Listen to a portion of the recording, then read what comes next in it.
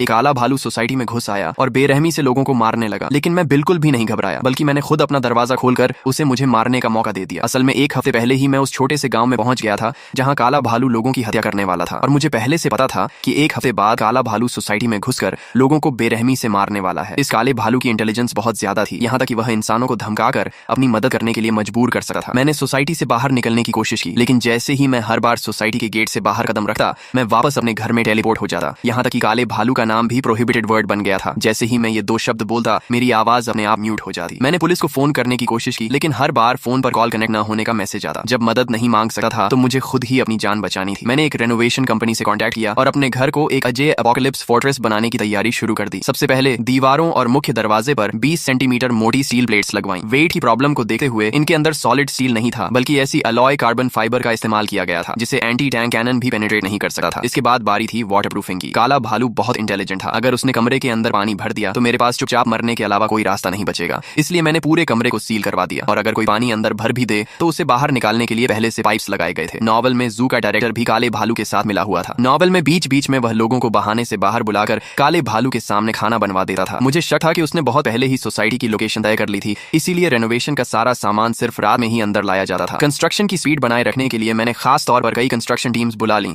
ताकि 24 घंटे लगातार काम चलता रहे। घर के अंदर जो भी बेकार सामान था उसे पूरी तरह फेंक दिया गया, ताकि मेरा विजन पूरी तरह क्लियर रहे। रेनोवेशन पूरा होने के बाद मेरा लिविंग रूम एक बहुत बड़े केज जैसा दिखने लगा। यह वही प्रिजन था जो मैंने काले भालू के लिए तैयार किया था। एक बार अंदर आने के बाद उसके लिए बाहर निकलना नामुमकिन था। इसके अलावा मैंने पूरे कॉरिडोर और लॉबी में जगह जगह सीसीटीवी कैमरास भी लगवा दिए, ताकि मैं काले भालू की हर मूवमेंट को कभी भी मॉनिटर कर सकूं। मैंने सोलर पावर सिस्टम भी इंस्टॉल करवाया था। अगर काला भालू मेन इलेक्ट्रिसिटी स्विच तोड़ भी देता तो भी मैं आराम से बिजली इस्तेमाल कर सकता था। मैंने सेल्फ डिफेंस के लिए कुछ वेपन्स भी खरीद लिए थे। लिविंग रूम में शावर और एयर कंडीशनर भी लगाया गया था। एसी का मैक्सिमम टेम्परेचर 50 डिग्री तक पहुंच सकता था, जबकि शावर आग बुझाने के लिए था। सिर्फ उसे फंसाकर रखना ही काफी नहीं था। मेरा प्लान था कि मैं उसे बुरी तरह टॉर्चर करूं। इस बार मैं देखना चाहता था कि आखिर ये जानवर प्रे है या हंटर। रात के 12 बजे अचानक मुझे बाहर इलेक्ट्रॉनिक लॉक की आवाज सुनाई दी। Unlock failed, unlock failed. मैंने सीसीटीवी पर नजर डाली तो देखा कि काला भालू पड़ोसी के घर के दरवाजे पर झुका हुआ था। उसने अपनी आंखें दरवाजे से बिल्कुल सटा रखी थी, मानो पीप होल से घर के अंदर की सिचुएशन देखने की कोशिश कर रहा हो। यहाँ तक कि उसने अपना पंजा इलेक्ट्रॉनिक लॉक पर रखा और उसे अनलॉक करने की कोशिश करने लगा। सीसीटीवी में पड़ोसी के गाली देने की आवाज सुनाई दे रही थी, लेकिन काले भालू ने कोई जवाब नहीं दिया। अचानक काला भालू गुस्से से बेकाबू हो गया और जोर जोर से दरवाजे को तोड़ने लगा। अगर यह नॉवल के अंदर वाली कहानी होती तो मैं बहुत पहले ही बाहर निकलकर उसे गालियां देने चला गया होता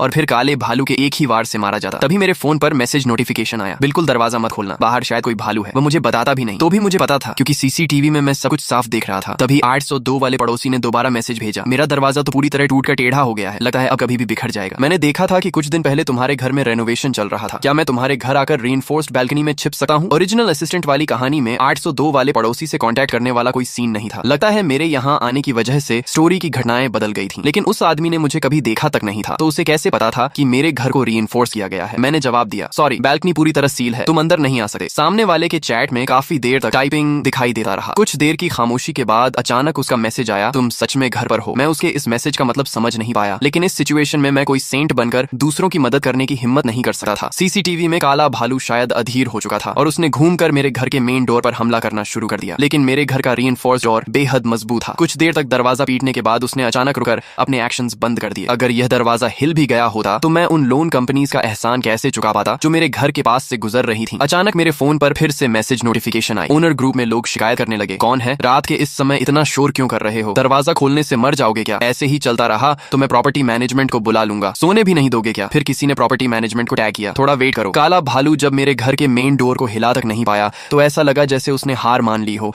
और वह दूसरी दिशा में जाने लगा। अरे, प्रॉपर्टी मैनेजमेंट ने सच में बहुत जल्दी प्रॉब्लम सॉल्व कर दी। अभी तक तो इतना शोर था और अब एकदम आवाज बंद हो गई। लगता है मेंटेनेंस फीस बेकार नहीं गई। लेकिन इस बार प्रॉपर्टी मैनेजमेंट की तरफ से काफी देर तक कोई रिप्लाई नहीं आया। जब सभी को लगा कि अब सब ठीक है, तभी अचानक प्रॉपर्टी मैनेजमेंट ने ग्रुप में फोटोज भेजना शुरू कर दिया। उन फोटोज का कोई पैटर्न नहीं था। कुछ फोटोज में दीवारें थीं, कुछ में कॉरिडोर था। लगातार फोटोज आने की वजह से ग्रुप में नोटिफिकेशंस लगातार बजने लगी। साला, रात में सोता नहीं है क्या? मरने का शौक है क्या? कल मैं तुम्हारी कंप्लेंट जरूर करूंगा और तुम्हें यहाँ से निकलवा दूंगा। तभी प्रॉपर्टी मैनेजमेंट की तरफ से ग्रुप में एक और मैसेज आया। फोटो में वह पूरा खून से लथपथ था और उसका शरीर एक बेहद अजीब पोजीशन में मुड़ा हुआ था, मानो उसे जबरदस्ती 2 हिस्सों में मोड़ दिया गया हो। यह देखते ही ग्रुप में हंगामा मच गया। तू बेवकूफ है क्या? रात में ऐसी डरावनी फोटो भेजकर लोगों को डरा रहा है। सच में तेरे दिमाग में प्रॉब्लम है। अगली बार मेंटेनेंस फीस भरने से पहले मैं कसम खाता हूँ कि नहीं भरूंगा। मैं चुपचाप उनकी आपस में लड़ाई देखता रहा। लेकिन अजीब बात यह थी कि 802 वाला पड़ोसी, जिसने शुरुआत में में ही मुझे काले भालू के बारे में वार्न किया था, अब अचानक बिल्कुल चुप था। बहुत अजीब था, बहुत ही अजीब। तभी 802 वाले पड़ोसी ने मुझे फिर से मैसेज किया, प्लीज अपना दरवाजा खोल दो, काला भालू अभी यहाँ नहीं है, मुझे डर है कि वह वापस आ जाएगा। तुमने ग्रुप के मैसेजेस भी देखे हैं, प्लीज दरवाजा खोल दो। मुझे समझ नहीं आ रहा था कि अगर उसे काले भालू के बारे में पता था तो वह ग्रुप में इसके बारे में क्यों नहीं बता रहा था। वह लगातार काले भालू की टेरिफाइंग नेचर पर जोर दे रहा था, लेकिन उसका एकमात्र मकसद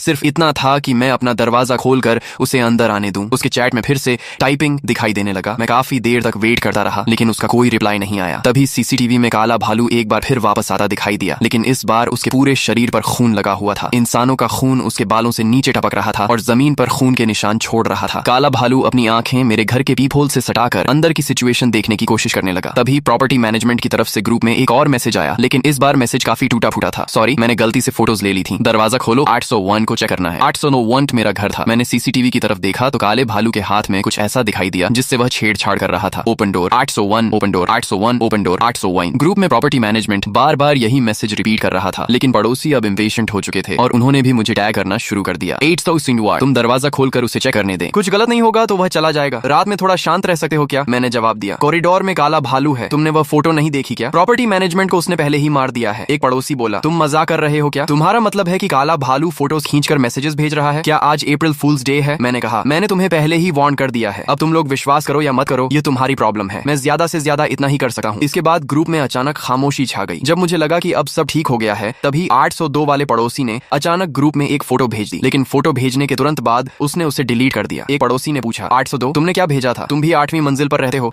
आखिर वहाँ काला भालू है या नहीं? लोगों को बार बार डराना बंद करो। पहले फोटो फिर काले भालू की बात, लेकिन इसके बाद 802 वाला ग्रुप में बिल्कुल चुप हो गया। यह देखकर मैंने भी चुप रहना ही बेहतर समझा। जो वार्निंग देनी थी मैं दे चुका था, अब आगे क्या होता है यह उनकी किस्मत पर था। सीसीटीवी में काले भालू ने देखा कि मेरी तरफ से कोई रिस्पॉन्स नहीं आ रहा है, तो उसने फिर से मेरे घर का दरवाजा पीटना शुरू कर दिया। इस बार उसके वार लगातार और ज्यादा पावरफुल होते जा रहे थे, लेकिन दरवाजा अपनी जगह से बिल्कुल भी नहीं हिला। अचानक काला भालू 2 कदम पीछे हटा और फिर उसने अपना पूरा शरीर मेन डोर की तरफ जोर से पटक दिया। एक जोरदार धमाके के बाद काला भालू उस भारी इंपैक्ट से उछलकर पीछे जा गिरा। उसने अपना सिर हिलाया, मानो उसे बिल्कुल उम्मीद नहीं थी कि मेरे घर का दरवाजा इतना मजबूत होगा। यह टक्कर क्लियरली उसे काफी भारी पड़ी थी। काला भालू अपनी आंखें पीप होल के पास ले गया, लेकिन मैंने पीप होल को भी मॉडिफाई कर रखा था। अचानक पीप होल के अंदर से एक शार्प स्पाइक बाहर निकला और काले भालू को चुभ गया। दर्द से काला भालू जोर से दहाड़ने लगा और इसके बाद उसने पहले से भी ज्यादा ताकत लगाकर दरवाजे को तोड़ना शुरू कर दिया, लेकिन उसकी इतनी ताकत भी मेरे दरवाजे पर बिल्कुल असर नहीं कर रही थी। तभी किसी पड़ोसी ने पूछा, अभी कैसी आवाज आई थी? मुझे तो ऐसा लगा जैसे किसी जंगली जानवर के चीखने की आवाज थी। दूसरा बोला, मुझे मत डराओ, ये तो बहुत डरावना था। काला भालू बुरी तरह फ्रस्ट्रेटेड हो गया था, लेकिन उसके पास कुछ करने का कोई तरीका नहीं था और वह एक बार फिर दूसरी दिशा में जाने लगा। लगता है उसने मेरे पीछे पड़ने का आइडिया छोड़ दिया था। अभी हुई आवाज की वजह से ग्रुप में एक बार फिर जोरदार डिस्कशन शुरू हो गया। आडम वीक में आखिर हुआ क्या है? मैंने अभी एक जोरदार दहाड़ सुनी, कहीं सच में कोई भालू तो नहीं है? मैंने तुम लोगों को पहले ही बताया था, लेकिन तुम लोगों ने विश्वास नहीं किया। भालू मेरी तरफ से चला गया है, अब मुझे भी नहीं पता कि वह कहाँ गया। तो कर क्या रहे हो? जल्दी से पुलिस को कॉल करो। अरे ये तो बिल्कुल नया कॉन्वर्सेशन है, मैंने पहले ही इसका अंदाजा लगा लिया था, लेकिन पुलिस को कॉल किया ही नहीं जा सकता था। ये बहुत अजीब है, मैसेजेस तो भेजे जा सकते हैं, लेकिन फोन कॉल बिल्कुल नहीं हो रही। सब लोग पैनिक मत करो, मेरा एक दोस्त पुलिस में है, कॉल नहीं हो रही, लेकिन मैंने उसे मैसेज कर दिया है, वह थोड़ी देर में लोगों को लेकर यहाँ आ जाएगा। सब लोग बस 20 मिनट टिके रहो। ये 802 वाला बहुत सस्पिशियस था, उसने सबसे पहले काले भालू को देखा था, फिर भी उसने एक शब्द तक नहीं कहा और अब अचानक सामने आकर ऐसे बोल रहा था जैसे सभी को शांत करने की कोशिश कर रहा हो। 802, तुमने सबसे पहले काले भालू को देखा था, फिर तुमने उस समय कुछ क्यों नहीं कहा? मैंने सीधे सवाल उठा दिया और सोचा कि ग्रुप की पब्लिक ओपिनियन का दबाव बनाकर उससे सच्चाई निकलवाऊं। मुझे नहीं पता तुम किस बारे में बात कर रहे हो, बस ग्रुप में सभी को हेल्प की जरूरत थी, इसलिए मैंने पुलिस को इन्फॉर्म करने की कोशिश की। हाँ, 802 ने तो कुछ कहा ही नहीं, उल्टा तुम कभी काले भालू की बात करते हो और कभी हत्या की। लगता है सच में तुम्हें बीच में नहीं पड़ना चाहिए था, कुछ फायदा तो मिला नहीं, उल्टा खुद ही बदनाम हो गए। तभी 201 वाले ने एक अजीब मैसेज भेजा, मैं दरवाजा खोल रहा हूँ, सब कुछ ठीक है। 201 का मैसेज बिल्कुल वैसा ही था जैसा प्रॉपर्टी मैनेजमेंट वाले के मरने के बाद आया था। लगता है 201 वाला भी मारा जा चुका था। देखा, मैंने कहा था ना कि कोई प्रॉब्लम नहीं है, बस 801 ही बेवजह लोगों को भड़का रहा है। मुझे तो लगता है इसका इंटेंशन ही सही नहीं है, ये चाहता है कि हम सब बाहर निकले। हाँ, कौन सा काला भालू? मुझे तो लगता है ये सब 801 ही चाल है। 802 पर शक करने वाला खुद ही असली चोर निकला। आखिर इंसान का दिल ही सबसे ज्यादा खतरनाक होता है। थोड़ी देर बाद जब इनका सामना काले भालू से होगा तब सब अपने आप शांत हो जाएंगे। तभी 802 ने मुझे प्राइवेट मैसेज भेजा, प्लीज मेरी मदद करो और दरवाजा खोल दो, मैं तुमसे रिक्वेस्ट करता हूँ, मैं सच में अब और नहीं झेल सका। मैंने उसकी बात पर कोई ध्यान नहीं दिया और अपना ध्यान वापस सीसीटीवी की तरफ कर लिया। काला भालू एक बार फिर वापस आ चुका था, उसकी रिवेंज लेने की इच्छा बहुत ज्यादा थी। मेरे घर से लगातार कई बार नुकसान उठाने के बाद वह मुझे इतनी आसानी से छोड़ने वाला नहीं था। अचानक वह फिर से सीसीटीवी की रेंज से बाहर चला गया, लेकिन जैसे ही मैंने खिड़की की तरफ देखा, वहां मुझे एक बहुत बड़ी ब्लैक शैडो दिखाई दी। काला भालू मेरे घर की खिड़की तक पहुंच चुका था। यह पहली बार था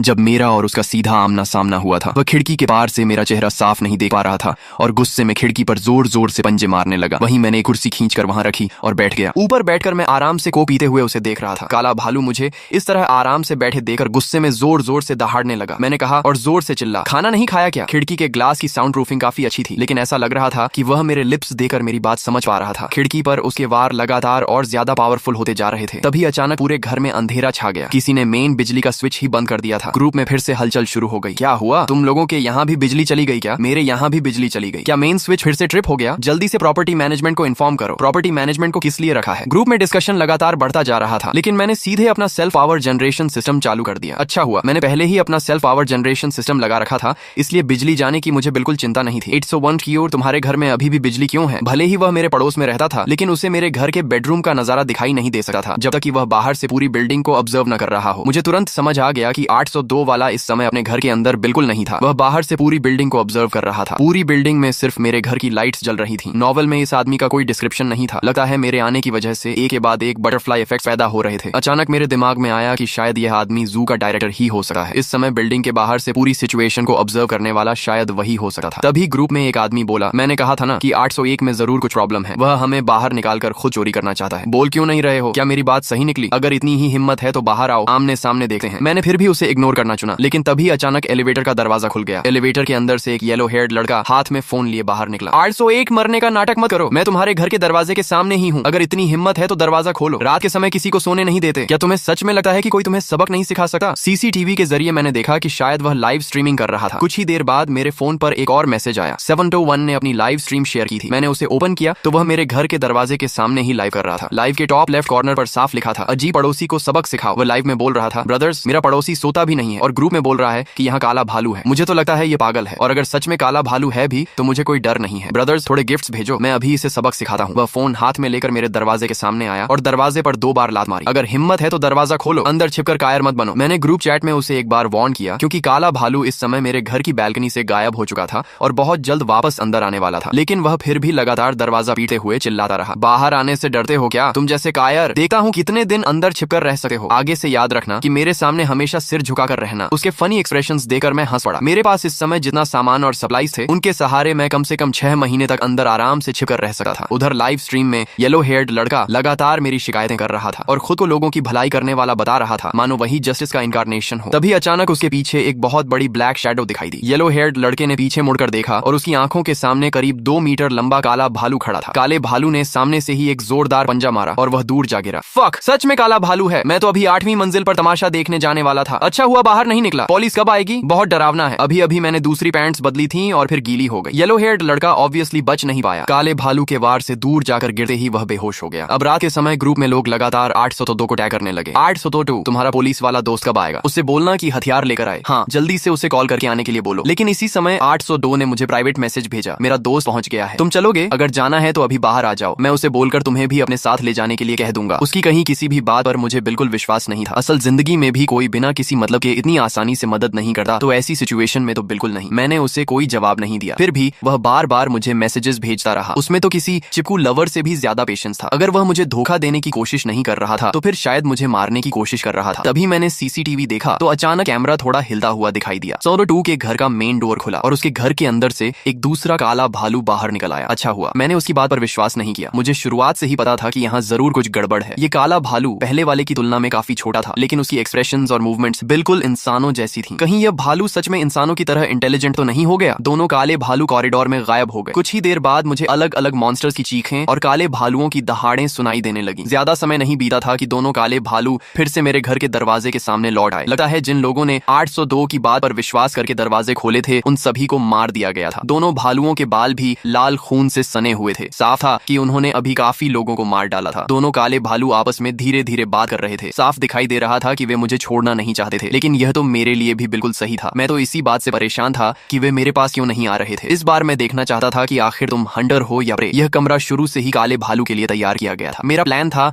कि मैं हमेशा अंदर छिपा रहूं और बाहर न निकलूं, लेकिन अब लग रहा था कि अगर मैंने उन्हें अंदर आने का मौका नहीं दिया तो वे भी इतनी आसानी से पीछे हटने वाले नहीं थे। तभी दरवाजे के सामने एक मिस्टीरियस आदमी दिखाई दिया। उसने कहा, कॉमरेड, मैं जू का डायरेक्टर हूँ, तुम चिंता मत करो, काले भालू को हम पहले ही मार चुके हैं। तुम्हें हुई परेशानी के लिए हमें माफ करना। अगर तुम्हें कोई प्रॉब्लम ना हो तो दरवाजा खोल दो, मैं खुद आकर तुमसे माफी मांगना चाहता हूँ। मैं मन ही मन बोला, किससे बेवकूफ बना रहे हो? इतना बड़ा काला भालू तुम्हारे बगल में खड़ा है और तुम मुझे अंधा समझते हो? अच्छा हुआ मैंने पहले ही सीसीटीवी कैमरास मास्क लगा रखे थे, वरना शायद मैं सच में उसके लिए दरवाजा खोल देता। वह फिर बोला, कॉमरेड दरवाजा खोलो, मैं बुरा आदमी नहीं हूँ। जू डायरेक्टर में सच में कुछ गड़बड़ थी, लेकिन मुझे अभी यह पता नहीं था कि आखिर वह इन दोनों काले भालुओं को कंट्रोल कैसे कर रहा था। लेकिन अब जब वह खुद यहाँ आ ही गया था तो पहले थोड़ा एपेटाइजर क्यों ना आजमाया जाए। मैंने अपने फोन से मेन डोर का लॉक खोल दिया। दरवाजा खुलते ही दोनों काले भालू बेहद एक्साइटेड हो गए और अचानक जोरदार दहाड़ मारने लगे। वे दोनों एक दूसरे से आगे निकलकर मेन डोर के अंदर घुसने लगे, मानो वे मुझे टुकड़े टुकड़े कर देना चाहते हो। जू डायरेक्टर एक पल के लिए झिझका, लेकिन फिर भी उनके पीछे अंदर आ गया। जैसे ही वे अंदर आए, मैंने फोन से मेन डोर बंद कर दिया। पूरा लिविंग रूम तुम्हारे लिए तैयार किया गया केज है, अच्छे से एंजॉय करो। अब हंटर और प्रे की पोजीशन बदल चुकी थी। मैंने लिविंग रूम की लाइट्स बंद कर दी और पूरा लिविंग रूम तुरंत अंधेरे में डूब गया। जिन लोगों ने कभी प्रिजन में सजा काटी है वे जानते हैं कि एक बहुत खतरनाक पनिशमेंट होती है जिसे डार्क रूम में बंद करना कहते हैं। ऐसा छोटा सा कमरा पूरी दुनिया से अलग होता है, जहां बिल्कुल भी आवाज नहीं होती। कुछ देर वहां रहने के बाद इंसान बेचैन होने लगता है और धीरे धीरे मेंटल ब्रेकडाउन की सिचुएशन तक पहुंच सकता है। इस समय दोनों काले भालू लिविंग रूम में बेचैनी से इधर उधर भाग रहे थे, लेकिन बाहर का मेन डोर बिल्कुल नहीं खुल रहा था। अंदर आ गए हो तो अब बाहर जाने के बारे में भूल जाओ। काफी देर तक इधर उधर घूमने के बाद दोनों काले भालुओं को शायद समझ आ गया कि इसका कोई फायदा नहीं है, इसलिए वे जमीन पर बैठ गए और अपनी एनर्जी बचाने लगे। जानवर और इंसान अलग होते हैं, वे नेचर से आए हैं, इसलिए अकेलेपन और लंबे इंतजार को ज्यादा सहन कर सकते हैं। लेकिन जू डायरेक्टर की सिचुएशन अलग थी। सिर्फ 2 घंटे बाद ही वह बेचैन और परेशान होने लगा। उसने दोनों काले भालुओं को बाहर निकलने का रास्ता खोजने का ऑर्डर देना शुरू कर दिया। दोनों काले भालुओं ने कई बार कोशिश की, लेकिन हर बार उन्हें कुछ हासिल नहीं हुआ। जू डायरेक्टर ने उन्हें फिर से आदेश दिया। तभी बड़ा काला भालू अचानक इंपेशेंट हो गया और उसने जू डायरेक्टर को एक जोरदार पंजा मारकर दूर फेंक दिया। मुझे पहले लगा था कि जू डायरेक्टर शायद इन दोनों को कंट्रोल कर सकता है, लेकिन उम्मीद नहीं थी कि वह खुद ही एक बड़ा क्लाउन निकलेगा। जू डायरेक्टर जमीन पर पड़ा था और कुछ बार हिलने के बाद बिल्कुल शांत हो गया। उस एक पंजे ने उसके शरीर को बुरी तरह मोड़ दिया था। शायद यही कहते हैं कि अपने किए की सजा खुद भुगतनी पड़ती है। मैंने एसी चालू करके टेम्परेचर 50 डिग्री पर सेट कर दिया। लिविंग रूम में तुरंत लगातार गर्म हवा भरने लगी। दोनों काले भालुओं को कुछ गड़बड़ महसूस हुई और वे बेचैनी से इधर उधर देखने लगे। आधे घंटे बाद कमरे का टेम्परेचर 45 डिग्री तक पहुंच चुका था और लगातार बढ़ रहा था। गर्मी से परेशान होकर दोनों काले भालू मेन डोर पर हमला करने लगे, लेकिन इसका कोई फायदा नहीं हुआ। कुछ ही देर में कमरे का टेम्परेचर 50 डिग्री तक पहुंच गया और दोनों काले भालू भी पूरी तरह थक चुके थे। मैंने जानबूझकर शावर चालू कर दिया। पानी तेजी से नीचे गिरने लगा और उन्हें ऐसा लगा जैसे उन्हें बचने का कोई रास्ता मिल गया हो, लेकिन उन्हें यह पता नहीं था कि हर बार पानी गिरने के साथ कमरे का टेम्परेचर और भी बढ़ रहा था। अब तुम्हें अच्छी तरह पता चलेगा कि रोस्ट होने का एहसास कैसा होता है। मैंने लिविंग रूम में इलेक्ट्रिसिटी चालू कर दी। इस समय पूरा लिविंग रूम पानी से भरा हुआ था। एक पल में 220 वोल्ट का इलेक्ट्रिक करंट पूरे काले भालू के शरीर में दौड़ गया। गुड बाय केल भालू। जानवर आखिरकार सिर्फ प्रे ही होते हैं। 1 घंटे बाद पुलिस सोसाइटी में पहुंची और दोनों काले भालुओं को अपने साथ ले गई। इसके बाद मेरी जिंदगी भी फिर से पहले जैसी शांत हो गई, लेकिन अचानक मेरी आंखों के सामने फिर से एक सीन दिखाई दिया। अगले सिनेरियो में प्रवेश होने में 23 और 9 मिनट बाकी। मैं चौंक गया। ये क्या है? काउंटडाउन ये अभी भी चल क्यों रहा है? 23 घंटे 39 मिनट। तभी वह ठंडी आवाज मेरे दिमाग में गूंज उठी और मुझे याद दिलाया कि यह सिर्फ पहले डंजन का अंत था, जबकि अगला हॉरर पहले ही मेरी तरफ बढ़ रहा था। ये कैसी बेकार गेम है, एक सांस लेने तक का मौका नहीं देती। सच में इंसान को पूरी तरह कॉर्नर में धकेलने पर तुली हुई है। मेरे पास दुखी होकर बैठने का समय नहीं था। इस अजीब दुनिया में रुक जाना ही मौत के बराबर था। मैंने मॉप उठाया और लिविंग रूम में जमा पानी और खून के निशानों को साफ करना शुरू कर दिया। पानी मेरे पहले से लगाए गए ड्रेनेज पाइप के जरिए धीरे धीरे बाहर निकल रहा था। इन टाइल्स को कम से कम 3 बार स्क्रब करना पड़ेगा। पूरे कमरे में इस जानवर की बदबू फैल गई है। सच में बहुत डिस्गस्टिंग है। काम करते हुए मैं तेजी से अपने दिमाग में कैलकुलेशंस करने लगा। पहले डंजन में टेस्ट था कि मेन डोर कितना मजबूत है, तो दूसरे डंजन में क्या होगा? क्या इससे भी ज्यादा खतरनाक मॉन्स्टर आएगा या किसी तरह की एक्सट्रीम वेदर डिजास्टर? अगर अगली बार एक्सट्रीम कोल्ड वेदर आया तो क्या मेरा एसी हीटिंग मोड पर्याप्त होगा? मुझे स्टोरेज रूम में जाकर ब्लैंकेट्स भी चेक करने पड़ेंगे। मैं खिड़की के पास गया और बाहर अंधेरी सोसाइटी की तरफ देखा। स्ट्रीट लाइट्स हल्की हल्की फ्लिकर कर रही थीं। जो पड़ोसी बच गए थे शायद वे अपने ब्लैंकेट्स के अंदर डर से कांपते हुए छिपे हुए थे, लेकिन मेरे अंदर कोई हीरो या सेवियर बनने का प्राइड नहीं था, क्योंकि मैं अच्छी तरह जानता था कि हम सभी बस एक बंद जाल में फंसे हुए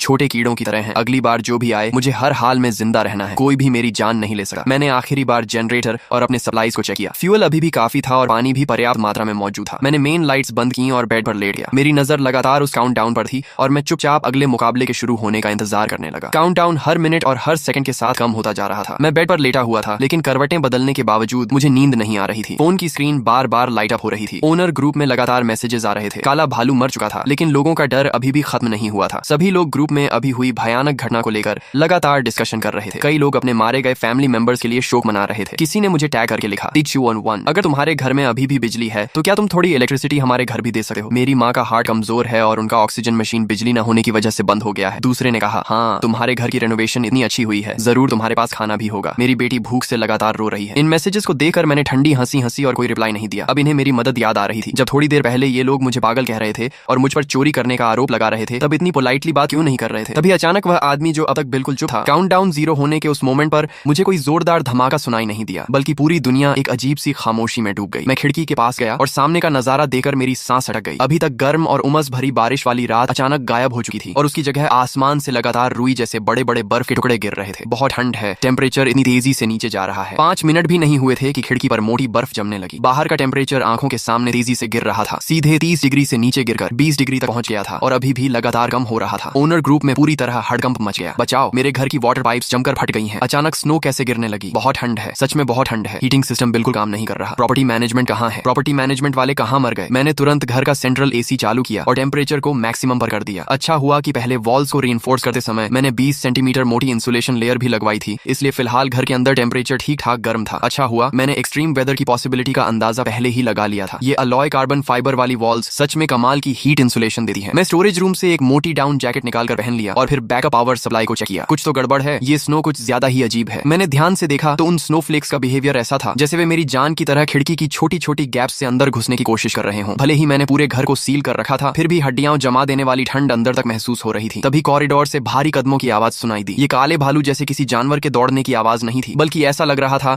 जैसे कोई कठोर चीज जमीन पर घिसटे हुए आगे बढ़ रही हो। आ गया, नए डंजन का गेस्ट आ चुका है। मैंने सीसीटीवी को घूर कर देखा तो कॉरिडोर में एक ऐसा इंसान दिखाई दिया जिसका पूरा शरीर सफेद फ्रॉस्ट से ढका हुआ था। उसकी मूवमेंट्स बेहद स्लो थी। हर कदम रखने के बाद उसके पैरों के नीचे आइस क्रिस्टल्स की एक लाइन बन जाती थी। वह वही पड़ोसी था जिसे अब भी कुछ समय पहले काले भालू ने मार दिया था। उसकी आंखें अब ग्रे व्हाइट हो चुकी थीं और उसकी स्किन भयानक ब्लू पर्पल रंग की हो गई थी, लेकिन वह किसी तरह फिर से जिंदा हो चुका था। ज़ॉम्बी नहीं, ये तो किसी तरह की फ्रीजिंग एनर्जी द्वारा कंट्रोल किया जाने वाला पपेट ज्यादा लग रहा है। वह आइस कोर्प्स 300 विंग के दरवाजे तक पहुंचा और काले भालू की तरह जोर जोर से दरवाजा तोड़ने की कोशिश नहीं की। उसने बस अपना हाथ धीरे से डोर हैंडल पर रखा। तभी एक हैरान कर देने वाला सीन हुआ। पूरा सिक्योरिटी डोर कुछ ही सेकंड्स में तेजी से जमकर बर्फ बन गया और फिर उसके हल्के से धक्का देते ही कमजोर ग्लास की तरह टूटकर टुकड़ों में बिखर गया। इस तरह की एक्सट्रीम कोल्ड में फिजिकल डिफेंस का कोई फायदा नहीं था। सो आन के घर के अंदर से दिल दहला देने वाली चीख सुनाई दी, लेकिन बहुत जल्द वह भी गायब हो गई और सिर्फ बर्फ के टूटने की आवाज बाकी रह गई। मुझे कुछ करना होगा, अगर मेरा दरवाजा भी जम गया तो सब खत्म हो जाएगा। मैं तुरंत लिविंग रूम में भागा और एसी के एयर आउटलेट की डायरेक्शन एडजस्ट की ताकि गर्म हवा सीधे मेन डोर पर जाए। इसके साथ ही मैंने दूसरा बटन दबाया। इसे भी आजमा दें साले। मैंने इसे खास तौर पर एक्सट्रीम कोल्ड वेदर के लिए तैयार किया है। मेन डोर की आउटर लेयर के अंदर लगाए गए हाई रेजिस्टेंस हीटिंग एलिमेंट्स में इलेक्ट्रिसिटी दौड़ने लगी। पूरा मेन डोर एकदम गर्म हो गया। बाहर की फ्रॉस्ट अभी दरवाजे के पास पहुंचती भी नहीं थी कि गर्मी की वजह से वाटर वेपर में बदलकर उड़ जाती थी। उस आइस कॉर्प्स को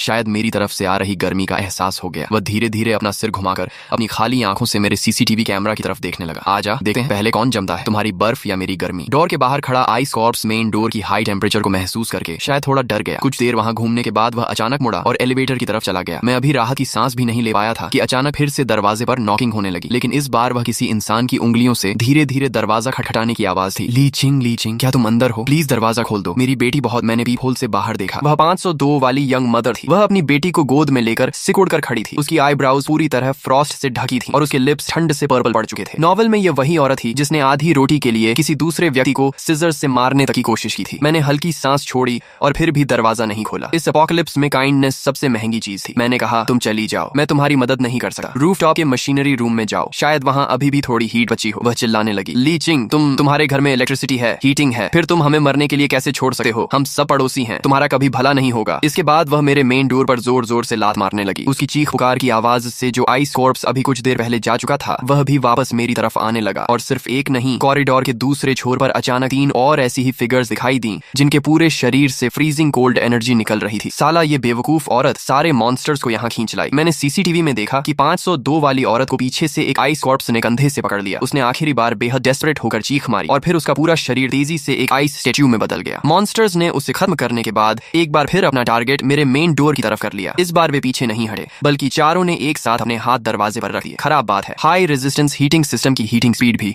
उनकी फ्रीजिंग स्पीड का मुकाबला नहीं कर पा रही है। मेन डोर से दबाव सहन न कर पाने जैसी चरमराने की आवाज आने लगी और थोड़ी थोड़ी फ्रीजिंग कोल्ड एनर्जी डोर की गैप से अंदर घुसने लगी। मैंने अपने हाथ में बची हुई उस आखिरी मिस्टीरियस वेपन को देखा। यही मेरी आखिरी ट्रम्प कार्ड थी। अगर तुम लोग अंदर आना ही चाहते हो तो आओ, तुम्हें दिखाता हूँ कि असली क्रीमेशन ग्राउंड किसे कहते हैं। मेन डोर पर जमी सफेद फ्रॉस्ट लगातार मोटी होती जा रही थी। भले ही हाई रेजिस्टेंस हीटिंग सिस्टम पूरी ताकत से गर्म हो रहा था, फिर भी बाहर मौजूद 4-5 आइस कॉर्प्सेस की कंबाइंड फ्रीजिंग पावर को रोक पाना मुश्किल था। मेटल डोर पैनल से दांतों में झंझनाहट पैदा करने वाली ट्विस्टिंग की आवाज आने लगी, मानो वह किसी भी पल टूटकर बिखर जाएगा। इन मॉन्स्टर्स को तो मिलकर अटैक करना भी आता था। लगता है इस एक्सट्रीम कोल्ड डंजन की डिफिकल्टी काले भालू वाले डंजन से एक नहीं बल्कि कई लेवल्स ज्यादा थी। जैसे ही फ्रीजिंग कोल्ड एनर्जी डोर की गैप से होते हुए लिविंग रूम में घुसने वाली थी, मैं पीछे नहीं हटा, बल्कि मैंने सोफा के पीछे से करीब आधे इंसान जितनी ऊंचाई वाला एक रेड सिलेंडर बाहर बाहर निकाला। घर को रीइंफोर्स करते समय मैंने खास तौर पर एक ब्लैक स्मिथ से यह high pressure thermal energy sprayer बनवाया था। पहले इसे जू डायरेक्टर के लिए बचाकर रखना चाहता था, लेकिन जब तुम लोग इतनी जल्दी अंदर आना चाहते हो तो पहले तुम ही से रास्ता साफ कर लेता हूँ। मैंने सीधे डोर नहीं खोला, बल्कि फोन से डोर फ्रेम के ऊपर लगाए गए बैकअप एग्जॉस्ट वेंट को एक्टिवेट किया। ये वेंट असल में वेंटिलेशन के लिए बनाया गया था, लेकिन अब यह मेरे लिए अटैक पॉइंट बन चुका था। ले ये खा। एग्जॉस्ट वेंट से एक चमकदार डार्क रेड फायर ड्रैगन जैसी फ्लेम जोरदार आवाज के साथ बाहर निकली और उसने बाहर मौजूद उन फ्रीजिंग कोल्ड एनर्जी के गुच्छों को एक ही पल में निगल लिया। हाई टेम्परेचर और एक्सट्रीम कोल्ड आपस में टकराए और कॉरिडोर तुरंत घनी सफेद वाटर वेपर से भर गया। सीसीटीवी में दिखाई दे रहा था कि अचानक आई इतनी ज्यादा हीट से आइस कॉर्प्सेस पूरी तरह चौंक गए थे। उनके शरीर पर जमी व्हाइट फ्रॉस्ट तेजी से पिघलने लगी और अंदर की सूखी स्किन दिखाई देने लगी। फ्लेम्स के बीच वे बेहद तेज और डरावनी आवाज में चीखने लगे। फिजिकल डिफेंस तुम्हें नहीं रोक सका, लेकिन 2000 डिग्री की ये हाई टेम्परेचर फायर स्ट्रीम तो तुम्हें जरूर पसंद आएगी। सबसे आगे खड़ा आइस कॉर्प्स फ्लेम्स के इम्पैक्ट से ऐसा टूटने लगा जैसे कोई टूटा हुआ पोर्सलिन हो। आखिरकार उसका शरीर ज्यादा देर तक टिक नहीं पाया और वह जोर से जमीन पर गिरकर एक ब्लैक लिक्विड के पडल में बदल गया। बाकी मॉन्स्टर्स ने सिचुएशन बिगड़ती देख अचानक मुड़कर अपने स्टिफ मूवमेंट्स के साथ एलिवेटर के अंदर भागना शुरू कर दिया। पहली वेव के आइस कॉर्प्सेस को पीछे हटाने के बाद भी मैंने अपनी गार्ड डाउन नहीं की। मैंने मेन डोर की हीटिंग पावर फिर से बढ़ा दी और एसी की फैन स्पीड मैक्सिमम पर कर दी ताकि घर के अंदर का टेम्परेचर स्टेबल रहे। अजीब है, इन मॉन्स्टर्स ने बहुत ही ऑर्गेनाइज तरीके से रिट्रीट किया है। ऐसा लग रहा है जैसे पीछे से कोई इन्हें कमांड कर रहा हो। मैंने सीसीटीवी स्क्रीन्स बदल बदल कर उस रेड रोब वाले आदमी के फुटप्रिंट्स या उसके किसी ट्रेस को ढूंढने की कोशिश की, लेकिन कॉरिडोर में सिर्फ हर तरफ जमी फ्रॉस्ट और कुछ नेबर्स की आइस स्टैच्यूज दिखाई दे रही थी। बाकी पूरा कॉरिडोर खाली था। तभी मुझे एक डिटेल पर ध्यान गया। तो दियाकोन 301 और बाकी रूम्स में छिपे हुए सर्वाइवर्स के डोर्स अब पूरी तरह खुले हुए थे। क्या उन सभी को पकड़ लिया गया? मैंने सीसीटीवी रिकॉर्डिंग की प्लेबैक स्पीड स्लो कर दी। फुटेज में दिखाई दिया कि जब आइस कॉर्प्सेस मेरे मेन डोर पर हमला कर रहे थे, तभी कुछ और ज्यादा एजाइल ग्रे फिगर्स तेजी से उन नॉर्मल सिक्योरिटी डोर्स के अंदर घुस गए। उन नेबर्स को चीखने तक का मौका नहीं मिला और उन्हें सीधे डार्क कॉरिडोर की गहराई में घसीट लिया गया। ये सीन देखकर मेरी रीढ़ में ठंड दौड़ गई। ये सिर्फ सिंपल किलिंग नहीं थी, बल्कि ऐसा लग रहा था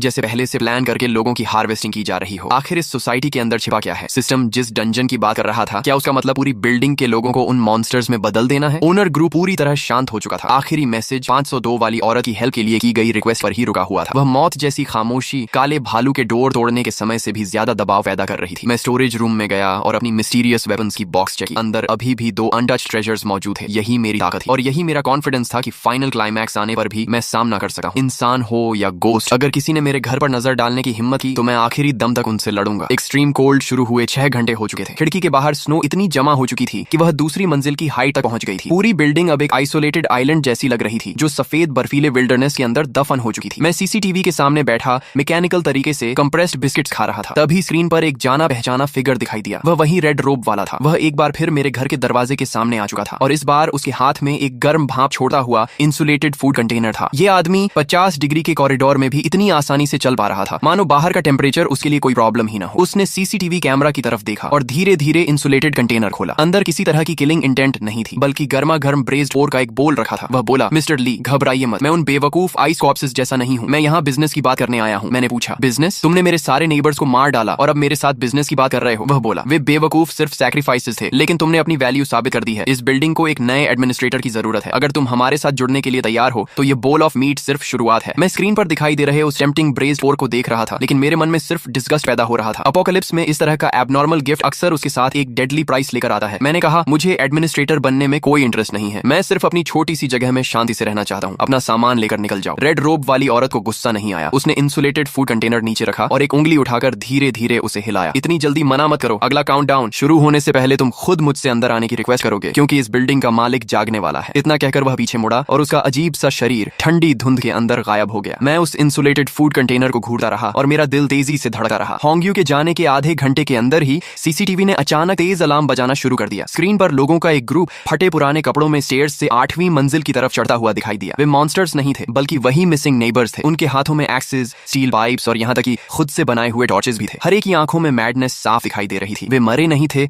लेकिन उनकी मेंटल स्टेट बिल्कुल नॉर्मल नहीं लग रही थी। सबसे आगे 301 वाला मिडिल एज आदमी था। उसका पूरा शरीर ठंड से नीला पड़ चुका था, लेकिन ऐसा लग रहा था जैसे उसे दर्द का बिल्कुल एहसास नहीं हो रहा हो। वह स्टेयर्स चढ़ते हुए पागलों की तरह चिल्ला रहा था, ली चिंग, शन याओ बाहर निकालो। मिस्टर होंग ने कहा है कि अगर हमने तुम्हारे घर का डिवाइन वाटर पी लिया तो हमें फिर कभी ठंड नहीं लगेगी। मैं तुरंत समझ गया, वह रेड रोब वाली औरत सिर्फ मॉन्स्टर्स का इस्तेमाल करके लोगों को खत्म नहीं कर रही थी, बल्कि इंसानों के लालच का फायदा उठाकर इन सर्वाइवर्स को भी कंट्रोल कर रही थी। उसका प्लान था कि इन नेबर्स को कैनन फॉडर की तरह इस्तेमाल करके मेरे फोर्ट्रेस की डिफेंसेस को कमजोर किया जाए। Divine water? वो आदमी सच में कहानियां बनाने में माहिर है। दर्जनों नेबर्स मेरे दरवाजे के सामने जमा हो गए। अब वे मुझसे रिक्वेस्ट नहीं कर रहे थे, बल्कि जंगली जानवरों की तरह मेरे मेन डोर के आसपास की दीवार को पागलों की तरह खोदने लगे। उन्हें पता था कि मेन डोर बहुत गर्म है, इसीलिए वे वॉल को खोदकर अंदर घुसने की कोशिश कर रहे थे। इस वॉल के अंदर पूरी एलॉय स्टील प्लेट्स लगी हैं। तुम लोग अगले साल तक भी खोते रहो तो इसे पार नहीं कर पाओगे। लेकिन मैंने इन लोगों की मैडनेस को अंडर एस्टिमेट कर दिया था। उन्होंने मेरे डोर के सामने ज्वलनशील सामान जमा करना शुरू कर दिया। शायद वे बड़े फायर से मेरे डोर की सीलिंग स्ट्रिप्स को पिघलाना चाहते थे। सच में पागल लोगों का ग्रुप है। अगर तुम्हें अपनी जान की परवाह ही नहीं है तो फिर मुझे भी दया दिखाने की जरूरत नहीं है। मैंने लिविंग रूम के फ्लोर के नीचे लगे रेड स्विच को दबा दिया। ये वही फोर्थ ट्रैप था जिसे मैंने मूल रूप से काले भालू को डिगिंग करके अंदर आने से रोकने के लिए तैयार किया था। मैंने आखिरी बार वार्निंग दी। एक बार फिर कह रहा हूँ, पीछे हट जाओ, वरना इसके कॉन्सिक्वेंसेस की जिम्मेदारी तुम्हारी होगी। मेरे दरवाजे के पास दीवार खोद रहे उन पागल नेबर्स को देखकर मैंने अब कोई हेजिटेशन नहीं दिखाई और सीधे फोर्थ ट्रैप का एक्टिवेशन बटन दबा दिया। अचानक कई जोरदार कड़क जैसी आवाजें आईं और मेन डोर के दोनों तरफ का फ्लोर तुरंत पलट गया। अंदर छिपे हुए अलॉय स्पाइक्स ठंडी चमक के साथ तेजी से बाहर निकल आए और सबसे आगे खड़े कुछ नेबर्स को तुरंत पीछे हटने पर मजबूर कर दिया। हालांकि मैंने इसकी पावर कंट्रोल करके रखी थी, इसलिए स्पाइक्स ने सिर्फ उनके कपड़ों और जूतों के तलवों को छेदा था। लेकिन इस अचानक एक्टिवेट हुए ट्रैप ने फिर भी भीड़ चीख उठी। ये सिर्फ वार्निंग थी। जो भी एक कदम और आगे बढ़ेगा अगली बार उसके पैरों के तलवों को ही भेदा जाएगा। अभी तक जो भीड़ पूरी तरह क्वंगरे में थी उस पर जैसे ठंडे पानी की बाड़ी डाल दी गई हो और वे सभी पीछे हटने लगे। एक वाले मिडिल एज्ड आदमी का चेहरा बिल्कुल सफेद पड़ गया और उसके हाथ की एक्स जमीन पर गिरकर साफ आवाज के साथ बज उठी। उसके घर में सच में ट्रैप्स हैं? मिस्टर हॉन्ग ने हमें इसके बारे में कुछ नहीं बताया था। जब पड़ोसी असमंजस में खड़े थे तभी कॉरिडोर में लाल धुंध अचानक और ज्यादा घनी होने लगी। उस रेड रोब वाली औरत की आवाज कॉरिडोर में गूंजने लगी और उसकी आवाज में लोगों के दिल और दिमाग को बहकाने वाली अजीब पावर थी। डरो मत, वह सिर्फ एक इंसान है। बस अंदर घुस जाओ और तुम लोग इमॉर्टैलिटी हासिल कर सकते हो। फिर कभी इस भयंकर ठंड की तकलीफ नहीं झेलनी पड़ेगी। जो पड़ोसी अभी पीछे हट रहे थे उनकी आंखें फिर से ब्लैंक और क्रेजी हो गई, मानो उन्हें दर्द महसूस होना ही बंद हो गया हो। वे जमीन से निकले स्पाइक्स के बावजूद आगे बढ़ने लगे और अपने शरीरों से उन ट्रैप्स को भरने की कोशिश करने लगे। ये लोग पागल हो गए हैं। आखिर उस रेड रोब वाली ने इनके दिमाग में क्या भर दिया है? सीसीटीवी में उन लोगों के एक एक करके मुड़े तुड़े चेहरे देखते हुए मुझे समझ आ गया कि ये पड़ोसी अब मेरे जैसे इंसान नहीं रहे थे,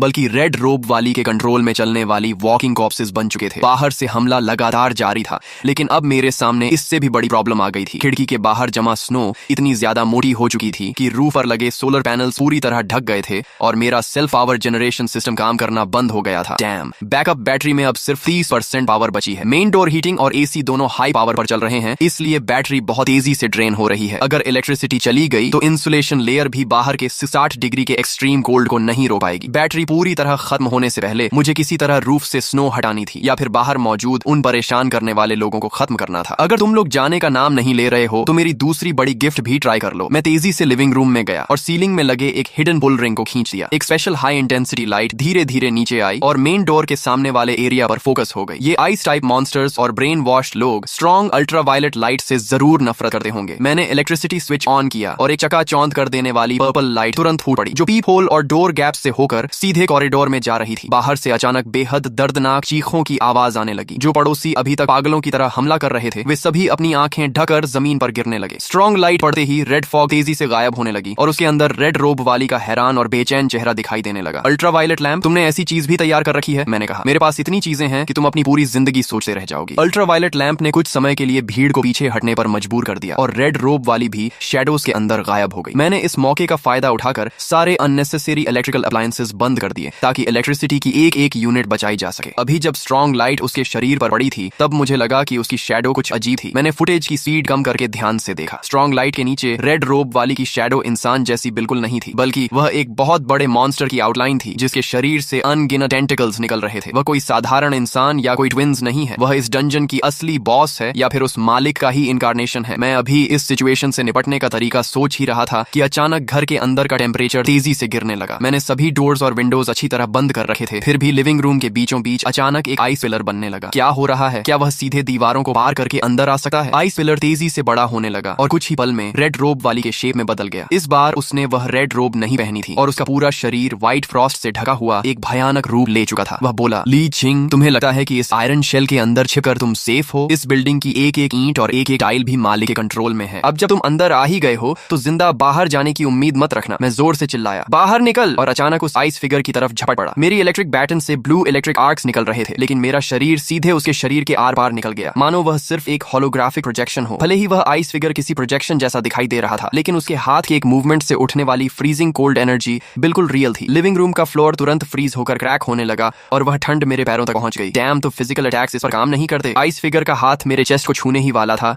कि मुझे अचानक उस मिस्टीरियस वेपन्स बॉक्स की याद आई जिसे मैंने अभी तक इस्तेमाल नहीं किया था। मैं लुढ़कते हुए तेजी से उसकी तरफ भागा और उसके अंदर से लाल लाइट से चमकता हुआ एक येलो टैलिस्मन पेपर निकाल लिया। ये खरीदते समय मिली हुई ली हुआ टैलिस्मन है। कहा गया था कि ये हर तरह की इविल एनर्जी और फ्रीजिंग पॉइजन को तोड़ सकती है। पता नहीं काम करेगी या नहीं। मैं जोर से चिल्लाया और उस टैलिस्मन को अपनी इलेक्ट्रिक बैटन पर कसकर चिपका दिया। फिर एक बार फिर आइस फिगर पर वार किया। इस बार जैसे ही टैलिस्मन फ्रीजिंग एनर्जी के संपर्क में आया, उसमें से अपने आप लाल आग की एक तेज लपट फूट पड़ी। आग इलेक्ट्रिक बैटन के साथ फैलती चली गई और कुछ ही पल में उसने एक विशाल फायर ब्लेड का रूप ले लिया। काम कर रहा है। फायर ब्लेड आइस फिगर के शरीर पर लगी तो गर्म मेटल के पानी में जाने जैसी तेज सिजलिंग साउंड हुई। आइस फिगर दर्द से चीख उठा और उसका पहले वाला वर्चुअल बॉडी अचानक सॉलिड होने लगा। उसके चेहरे पर दर्द साफ दिखाई देने लगा। वह बोला, ये कैसी पावर है? तुम्हारे पास ये चीज कैसे हो सकती है? ये इस डंजन का हिस्सा नहीं है। मैंने कहा, मैं दूसरे वर्ल्ड से आया हूँ, थोड़ा लोकल सामान साथ ले आया, तो इसमें क्या प्रॉब्लम है? अब टूट जा। मैंने अपनी पूरी ताकत लगाकर फायर ब्लेड घुमाया। फायर ब्लेड हॉरिजॉन्टल डायरेक्शन में तेजी से चला और आइस फिगर का शरीर बीच से कट गया। उसका शरीर अनगिनत आइस फ्रैगमेंट्स में टूटकर जमीन पर बिखर गया और फिर फ्लेम्स ने उन सभी टुकड़ों को जलाकर पूरी तरह गायब कर दिया। आइस फिगर के गायब होते ही घर के अंदर की फ्रीजिंग कोल्ड एनर्जी आखिरकार कुछ कम हो गई। मैं इलेक्ट्रिक बैटन के सहारे खड़ा होकर जोर जोर से सांस लेने लगा। ली हुआ टैलिस्मन की पावर भी खत्म हो चुकी थी और टैलिस्मन पेपर राख बनकर गिर गया। बाल बाल बच गया। अगर ये टैलिस्मन नहीं होता तो आज मैं सच में आइस स्टैच्यू बन गया होता। मैं अभी बैठकर आराम भी नहीं कर पाया था कि पूरी बिल्डिंग अचानक जोर जोर से हिलने लगी। ये अर्थक्वेक नहीं था, बल्कि ऐसा लग रहा था जैसे कोई बहुत बड़ा जीव बिल्डिंग के नीचे करवट बदल रहा हो। सीसीटीवी फुटेज में कॉरिडोर की जमा हुई स्नो अचानक काली पड़ने लगी और सड़ने लगी, जिससे चारों तरफ भयानक बदबू फैल गई। जो नेबर्स पहले आइस स्टैच्यूज में बदल चुके थे, उनकी बॉडीज एक एक करके फ्लोर के अंदर धंसने लगी। अब क्या हो रहा है? काउंटडाउन तो अभी खत्म भी नहीं हुआ। मैंने अपनी आंखों के सामने दिखाई दे रहे काउंटडाउन की तरफ देखा। जहां पहले अभी 6 घंटे बाकी थे, वहां नंबर्स अचानक तेजी से बदलने लगे और आखिर में स्क्रीन पर लाल वार्निंग दिखाई देने लगी। डंजन बैलेंस के टूटने का पता चला है। मालिक समय से पहले जाग गया है। मैं गुस्से में बोला, क्या खेल नहीं खेल सकते? हारने लगे तो पूरी टेबल ही पलट दोगे? मैं तुरंत खिड़की के पास भागा और देखा कि सोसाइटी के बीच का खाली मैदान अचानक फट गया था और वहां एक बहुत बड़ी अबिस बन गई थी। उस गहरी खाई के अंदर से एक ऐसी विशाल ब्लैक लॉ बाहर निकली जिसे शब्दों में डिस्क्राइब करना भी मुश्किल था। उस लॉ ने हमारी पूरी बिल्डिंग के फाउंडेशन को कसकर पकड़ लिया। बिल्डिंग को धीरे धीरे उस अबिस की तरफ खींचा जाने लगा और आसमान तक गूंजने वाली भयानक मेटल टूटने की आवाज चारों तरफ फैल गई। मैंने अपनी मेहनत से बनाए हुए अपोकलिप्स फोर्ट्रेस को देखा, लेकिन उस एब्सोल्यूट पावर के सामने वह फोर्ट्रेस भी कितना छोटा और बेबस दिखाई दे रहा था। मैंने कहा, तुम मुझे खाना चाहते हो तो पहले ये देख लेना कि तुम्हारे दांत इतने मजबूत भी हैं या नहीं कि मुझे खा सको। बिल्डिंग जोर जोर से हिलने लगी, लेकिन इसकी वजह जमीन के नीचे का कोई मॉन्स्टर नहीं था, बल्कि बिल्डिंग की फाउंडेशन को भयानक नुकसान पहुंच चुका था। सीसीटीवी के जरिए मैंने देखा कि नीचे रेड रोब वाली कुछ छोटी एक्सकेवेटर्स को कमांड कर रही थी और वे बिल्डिंग की फाउंडेशन को पागलों की तरह खोद रहे थे। ये पागल लोग मुझे बाहर निकालने के लिए पूरी बिल्डिंग को ही गिराने की कोशिश कर रहे हैं। मैंने अपनी आंखों के सामने दिखाई दे रहे काउंटडाउन को देखा। पहले मुझे लगा था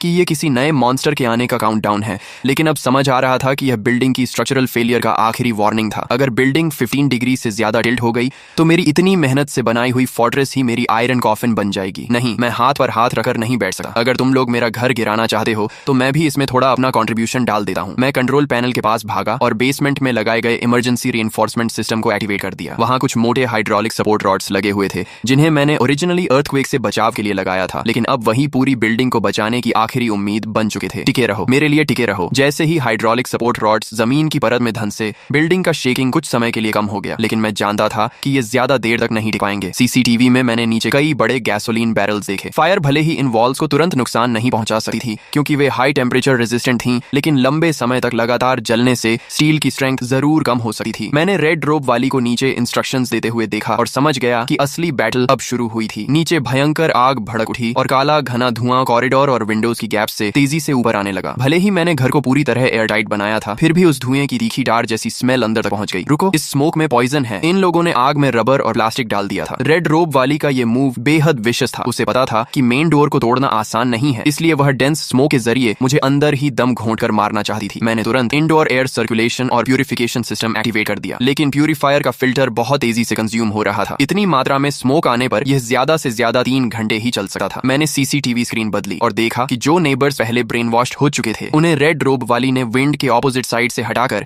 ऐसी जगह खड़ा कर दिया था जहां हवा का फ्लो उनकी तरफ से बिल्डिंग की ओर जा रहा था। उनके हाथों में वेट टॉवल्स थे और वे ब्लैंक एक्सप्रेशंस के साथ फायर को देख रहे थे। मैं चिल्लाया, तुम लोग पागल हो गए हो? अगर आग इतनी बड़ी हो गई तो तुम लोग भी बच नहीं पाओगे। लेकिन किसी ने मेरी बात पर ध्यान नहीं दिया। रेड रोप वाली स्मोक के बीच खड़ी थी और उसने मेरे सीसीटीवी कैमरा की तरफ धीरे धीरे एक रिमोट कंट्रोल उठाया। वह बोली, मिस्टर ली, इतना स्ट्रगल मत करो, ये स्मोक तो सिर्फ एपिटाइजर है। अगर तुम अभी डोर खोलकर अपना सामान सबके साथ बांट दो तो मैं गारंटी देती हूँ कि तुम्हें सेफली यहाँ से जाने दूंगी। मैंने कहा, सामान बांट दूं? मुझे लगता है तुम मुझे ही अगली ब्रेज्ड मीट की डिश बनाना चाहती हो। मैंने स्पीकर बंद कर दिया और किचन की तरफ चला गया। अगर तुम्हें आग से खेलना है तो मैं भी आग में थोड़ा और फ्यूल डाल देता हूँ। स्मोक लगातार अंधकार और घना होता जा रहा था, लेकिन मैं बिल्कुल पैनिक नहीं हुआ। मैंने सीसीटीवी सिस्टम का इंफ्रारेड मोड एक्टिवेट किया और रेड रोब वाली की हर मूवमेंट पर अपनी नजरें जमा दी। इसकी मूवमेंट्स इतनी प्रोफेशनल क्यों हैं? मैंने रेड रोब वाली के हाथ में मौजूद रिमोट को जूम करके देखा। वह कोई ऑर्डिनरी रिमोट नहीं था, बल्कि किसी इंडस्ट्रियल ब्लास्टिंग के लिए इस्तेमाल होने वाला इग्निशन डिवाइस था। तभी मेरे दिमाग में एक आइडिया आया। मुझे चुआन यूए से पहले देखी हुई एक वांटेड नोटिस याद आ गई। मुझे याद आ गया, ये वही फ्यूजिटिव है जो 10 साल से फरार है। इसका निकनेम रेड फॉक्स था। वह किसी डिवाइन मेडिसिन के लिए ये सब नहीं कर रही थी। उसका असली मकसद इस बिल्डिंग को गिराकर उस सीक्रेट को छिपाना था जिसे उसने बेसमेंट में छिपा रखा था। ओरिजिनल नॉवल में ये पूरी घटना थी ही नहीं। लगता है मेरे आने की वजह से उसकी पूरी प्लान बुरी तरह डिस्टर्ब हो गई और अब उसे मजबूरी में अपना प्लान समय से पहले एग्जीक्यूट करना पड़ रहा था। अब समझ आया कि वह लगातार मेरे रूम में घुसने की कोशिश क्यों कर रही थी। जब मैंने घर को रीइंफोर्स करवाया था, तभी गलती से मैंने उसकी दीवार के अंदर छिपी हुई एक्सप्लोसिव वायरिंग को काट दिया था। मैंने तुरंत घर की रेनोवेशन के समय का सर्किट डायग्राम निकाला। वास्तव में 8 फ्लोर की लोड बेयरिंग वॉल के अंदर कुछ ऐसी पतली वायर्स थीं जिनका कोई क्लियर सोर्स नहीं था। लगता है मेरी किस्मत ही बहुत अच्छी थी। रेनोवेशन के दौरान गलती से ही सही मैंने उसकी हिडन वायरिंग काट दी। रेड रोब वाली को भी शायद इस बात का एहसास हो गया था। उसने अब अनाउंसमेंट्स करना बंद कर दिया और खुद एक ब्लैक ब्रीफकेस लेकर इमरजेंसी स्टेयरकेस से 8 फ्लोर की तरफ चढ़ने लगी। आखिरकार रेड रोब वाली मेरे डोर के सामने पहुंच गई। इस बार उसके साथ न तो ब्लैक बेयर था और न ही कोई नेबर, बल्कि वह अकेले मेरे मेन डोर के किनारे ड्रिलिंग कर रहा था और डायरेक्शनल ब्लास्टिंग करने की तैयारी कर रहा था। मैंने कहा, ठीक है, इतनी मेहनत मत करो। तुम्हारे उन डेटोनेटर्स की वायरिंग तो मैंने घर की रेनोवेशन के दौरान बेकार की इलेक्ट्रिक वायर्स समझकर पहले ही काट दी थी। डोर के बाहर उसकी मूवमेंट अचानक रुक गई। रेड रोब वाली ने ड्रिल बंद कर दी और कुछ देर तक खामोश रही। फिर बोली, तुम्हें सच में काफी कुछ पता है। अगर ऐसा है तो तुम्हें और भी ज्यादा जिंदा नहीं छोड़ा जा सकता। मैंने कहा, तुम्हें लगता है कि इस बिल्डिंग को उड़ाकर तुम बचकर निकल जाओगे? पुलिस ने बाहर का पूरा एरिया घेर लिया है। अभी जो एक्सप्लोजन्स हुए थे उन्होंने उन्हें अलर्ट कर दिया है। अगर तुम अभी चले जाओ तो शायद बच सकते हो। असल में मैं सिर्फ उसे ब्लफ कर रहा था, क्योंकि सिस्टम ने सिग्नल को ब्लॉक कर रखा था और बाहर की दुनिया को बिल्कुल पता नहीं था कि यहाँ क्या हो रहा है। लेकिन मुझे उसकी साइकोलॉजिकल डिफेंस तोड़नी थी। वो बोला, मुझसे झूठ मत बोलो, इस पूरे 5 किलोमीटर के एरिया पर मेरे सिग्नल जैमर्स का कवरेज है। ली छिंग, तुम समझदार इंसान हो। उन कटी हुई हिडन वायर्स को दोबारा जोड़ दो और मैं तुम्हारी जान बख्श दूंगा। मैंने कहा, तुम मेरी जान बख्शोगे? तुम तो उन सारे नेबर्स को भी एक साथ उड़ाने वाले हो। तुम मुझे कैसे छोड़ोगे? सीसीटीवी के जरिए मैंने देखा कि नीचे मौजूद नेबर्स ने जैसे ही उड़ा दूंगा वाली बात सुनी, उनमें हलचल शुरू हो गई। रेड रोब वाली के झूठ धीरे धीरे टूटने लगे थे। उसकी साइकोलॉजिकल अटैक स्ट्रेटेजी काम नहीं आई तो उसने अब छिपना छोड़ दिया। उसने सीधे डोर की गैप में प्लास्टिक एक्सप्लोसिव का एक ब्लॉक डाल दिया। वह बोला, अगर तुम कोऑपरेट नहीं करोगे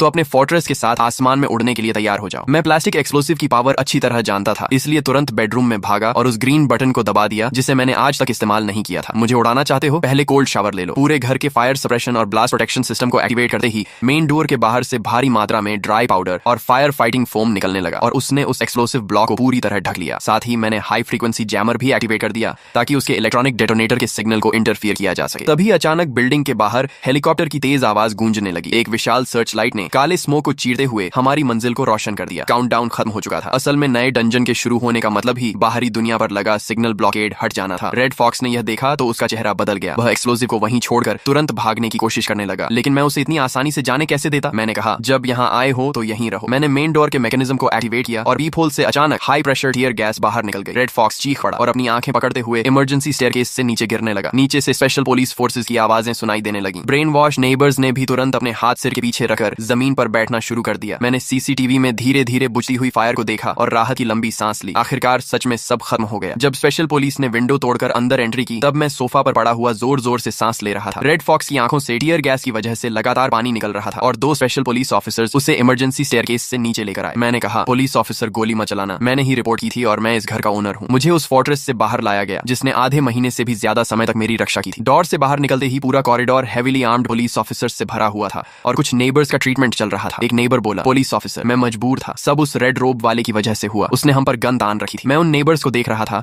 जो कुछ समय पहले हमारे डोर पर पागलों की तरह हमला कर रहे थे, लेकिन अब वे एक एक करके रैबिट से भी ज्यादा शांत बने हुए थे। कभी कभी इंसानों का दिल ब्लैक बेयर से भी ज्यादा बदलने वाला होता है और उससे भी ज्यादा सस्ता। तभी टीम लीडर ने कहा, बॉस, फायर के अंदर इलीगल सामान मिला है। रेड फॉक्स ने लोड बेयरिंग वॉल के अंदर डेटोनेटर्स छिपाए थे। जल्दी से बॉम्ब डिस्पोजल टीम को बुलाकर इसे हैंडल करवाओ। टीम लीडर ने मुझे गहराई से देखा और हाथ के इशारे से ऑफिसर्स को मुझे नीचे ले जाने के लिए कहा। मैंने पीछे मुड़कर अपने मेन डोर को आखिरी बार देखा। उस पर जगह जगह स्क्रैचेस और जले हुए निशान थे, लेकिन उसने सच में अपना काम पूरा किया था और मुझे हेल के किनारे से वापस खींच लिया था। एम्बुलेंस के पास बैठकर मुझे लगा कि अब सब खत्म हो चुका है, लेकिन जैसे ही मेरी नजर अनजाने में फिर से रेटिना पर गई, वह डैम काउंटडाउन गायब नहीं हुआ था, बल्कि वह गोल्डन कलर में बदल चुका था। First stage survival challenge completed, reward permanent house reinforcement, second stage truth investigation initiated. मैंने सोचा, अभी खत्म नहीं हुआ, क्या ये सिस्टम मुझे मारकर ही मानेगा? मुझे सोसाइटी के बाहर लगाए गए एक टेम्परेरी टेंट में रखा गया। ऑफिशियली यह मेरी प्रोटेक्शन के लिए था, लेकिन असल में यह एक तरह की नजरबंदी थी। रेड फॉक्स इंटेरोगेशन रूम में एक शब्द भी नहीं बोल रहा था और पुलिस की इन्वेस्टिगेशन भी डेड एंड पर पहुंच गई थी। तभी किसी ने कहा, ये कैसे पॉसिबल है, इस सोसाइटी के डेवलपर की सारी इन्फॉर्मेशन डिलीट कर दी गई है। मैंने अपने फोर्ट्रेस के एन्क्रिप्टेड नेटवर्क का इस्तेमाल करके सोसाइटी के मैनेजमेंट के बैक एंड डेटाबेस में हैक किया और वहां मुझे पता चला कि इस बिल्डिंग के सभी ओनर्स मेरे समेत असल में एक स्पेशल ऑब्जर्वेशन लिस्ट में शामिल थे। ब्लैक बेयर का बिल्डिंग में घुसना कोई एक्सीडेंट नहीं था। एक्सट्रीम कोल्ड वेदर भले ही नेचुरल फिनोमिनॉन था, लेकिन रेड फॉक्स का यहाँ आना डेफिनेटली प्लान्ड था। मुझे प्रेशर टेस्ट नाम की एक फाइल मिली। असल में यह सोसाइटी डीप स्पेस फार्मास्यूटिकल्स नाम की एक कंपनी ने एक एक्सपेरिमेंटल साइट के रूप में बनाई थी। उनका उद्देश्य एक्सट्रीम प्रेशर के अंदर इंसानों के बिहेवियर और डिसीजन मेकिंग लॉजिक को टेस्ट करना था। तो हम सब उनके गिनी पिग्स हैं। ब्लैक बेयर उन्होंने यहाँ छोड़ा था और रेड फॉक्स को भी उन्होंने ही हायर किया था। मैं इस इन्फॉर्मेशन को और गहराई से इन्वेस्टिगेट करने ही वाला था कि टेंट के बाहर अचानक तेज फुटस्टेप्स सुनाई दिए। मैंने तुरंत फोन छिपाया और फोल्डिंग बेड पर लेटकर सोने का नाटक करने लगा। बाहर से आवाज आई, क्या वह लीचिंग अभी तक नहीं बोला? वह हमारे रिसर्च के लिए बहुत वैल्यूएबल है, हमें उसे किसी भी हालत में अपने कब्जे में लेना होगा। मेरे दिल को झटका लगा। तो उन्होंने अभी तक हार नहीं मानी है, यहाँ तक कि मैनेजमेंट का मैनेजर भी उनके लोगों में से एक है। मैंने मन ही मन कहा, अगर तुम लोग खेलना चाहते हो तो मैं इस पूरी चेस बोर्ड को ही उलट दूंगा। गार्ड की शिफ्ट बदलने के दौरान मिले मौके का फायदा उठाकर मैं टेम्पोरेरी कैंप से बाहर निकल गया। मैं भाग नहीं रहा था, बल्कि पेट्रोल टीम से बचते हुए वापस उस बिल्डिंग में घुस गया जो अब पूरी तरह खाली थी। मैंने कहा, घर जैसा आराम कहीं नहीं। हालांकि अब यह जगह सिर्फ एक एम्प्टी शेल रह गई थी, लेकिन मेरे पास काउंटर अटैक करने का मौका सिर्फ यही था। मैंने फिंगरप्रिंट लॉक का इस्तेमाल करके दोबारा अपने रूम में एंट्री की। सिस्टम ने मेरी वापसी डिटेक्ट करते ही सभी डिफेंसिव फैसिलिटीज फिर से एक्टिवेट कर दी। Illegal intruders detected nearby. क्या ऑटोमेटिक डिफेंस एक्टिवेट करना है? मैंने कहा, अभी एक्टिवेट मत करो। सीसीटीवी फुटेज मेरे फोन पर कनेक्ट करो। मैं देखना चाहता हूँ कि ये साइंटिस्ट आखिर करना क्या चाहते हैं। सीसीटीवी में कुछ लोग व्हाइट प्रोटेक्टिव सूट्स पहने हुए दिखाई दिए। वे लोग दबे पांव बेसमेंट में घुस रहे थे। उनके हाथों में बड़े बड़े बॉक्सेस थे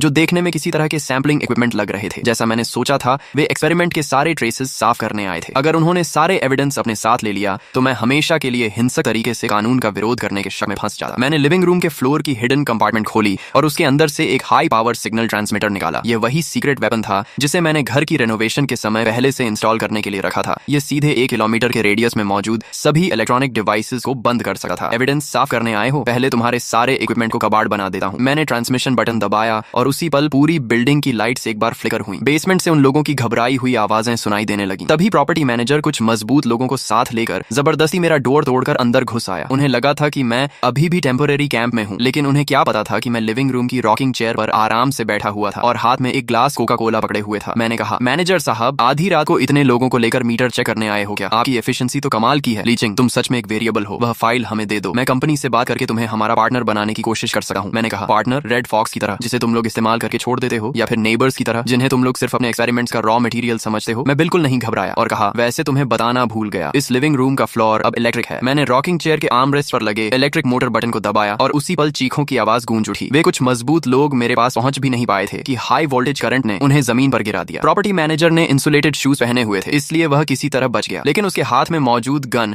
अब सीधे मेरे सिर पर तनी हुई थी। वह बोला, तुम्हें लगता है ये छोटे मोटे ट्रिक्स तुम्हारी जान बचा सकते हैं? मर जाओ। जैसे ही उसने ट्रिगर दबाने की कोशिश की, मैंने सीलिंग पर लगे हाई प्रेशर वाटर कर्टन को एक्टिवेट कर दिया। पानी की तेज धार ने न सिर्फ उसकी विजन को डिस्टर्ब किया, बल्कि पूरे लिविंग रूम को एक विशाल कंडक्टिव जोन में बदल दिया। मैंने कहा, गुड बाय मैनेजर। अगली जिंदगी में एक्सपेरिमेंट करना हो तो ऐसे पड़ोसी को चुनना जो रेनोवेशन का शौकीन न हो। इलेक्ट्रिक करंट पानी के रास्ते से तुरंत उसके पूरे शरीर में दौड़ गया। प्रॉपर्टी मैनेजर का शरीर कुछ पल तक बुरी तरह कांपा और फिर वह पूरी तरह जमीन पर बेहोश होकर गिर गया। सुबह की पहली सनलाइट जब लिविंग रूम में पहुंची, तब तक बड़ी संख्या में पुलिस व्हीकल्स पूरी सोसाइटी को घेर चुकी थी। इस बार स्पेशल पुलिस नहीं, बल्कि एक स्पेशल इन्वेस्टिगेशन टीम आई थी। मैंने कहा, यही वो एविडेंस है जो आप लोग ढूंढ रहे थे। सारे एक्सपेरिमेंट रिकॉर्ड्स और मनी ट्रांसफर रिकॉर्ड्स इस यूएसबी ड्राइव में हैं। मैं बिल्डिंग के सामने खड़ा होकर डीप स्पेस फार्मास्यूटिकल्स के एग्जीक्यूटिव्स को एक एक करके हैंडकफ्स लगते हुए देख रहा था। वह सिस्टम काउंटडाउन जिसने इतने समय से मुझे परेशान कर रखा था, आखिरकार उसी पल पूरी तरह जीरो हो गया और उसकी जगह एक लाइन ऑफ ग्रीन टेक्स्ट दिखाई दी। All dungeons cleared, host has obtained lifetime safe housing rights, system officially terminated. मैंने सोचा, आखिर अब मैं एक नॉर्मल इंसान की तरह जी सका हूँ। नेबर्स को धीरे धीरे वापस लाया गया। हालांकि सभी की नजरों में मेरे लिए अभी भी रिस्पेक्ट और दूरी दोनों थी, लेकिन अब कोई भी मेरे डोर पर नॉक करने की हिम्मत नहीं करता था और न ही कोई ओनर ग्रुप में मुझे मॉरल प्रेशर देने की कोशिश करता था। एक नेबर ने कहा, मिस्टर ली, गुड मॉर्निंग। मैंने जवाब दिया, गुड मॉर्निंग अंकल वांग। मैं वापस अपने फोर्ट्रेस में आ गया। दीवारों के अंदर लगी स्टील प्लेट्स अभी भी मौजूद थी और पीप होल के स्पाइक्स भी मैंने नहीं हटाए थे। इस अनसर्टन वर्ल्ड में ये ठंडी मेटल प्लेट्स ही